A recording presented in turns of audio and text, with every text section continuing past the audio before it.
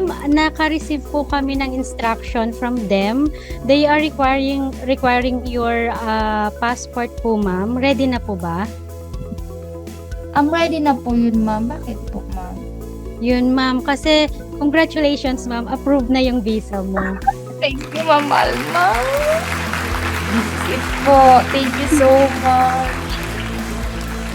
Thank you, Ma'am Alma. Thank you po sa Gateway. Ay, Opo, this is pwede niyo ano nang po, sabihin. ma'am. Ano po, ma'am? Actually, surprise gift po ko sa mother ko kasi magba-birthday po siya sa November 3.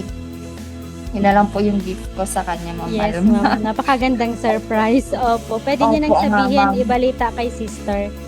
Kasi Opo. alam ko, talagang stress na siya sa paghihintay. Opo, sobra talaga, ma'am, kasi yun nga po, tapos yung June to September, tapos yun, Yes, hindi pa 1 month, meron na pong result. Kahapon lang po Opo. yun, ma'am. Yes, ma'am. Opo, ma'am. Ma'am, by the way, pwede po ba namin kayong hingian ng any feedback po, ma'am, sa experience po ninyo sa Gateway Visa Solution Services po? Sige, ma'am. Thank you po sa Gateway kasi kahit yung alam kong nakukulitan na din kayo sa follow up, still kahit medyo late na din nga yung reply, nakakapag-reply pa din kayo. Halos lahat ko na makontak. Yung dad, di ba po, ma'am, kinokontak kita kung ano yung pwedeng matawagan kasi need na po talaga yon.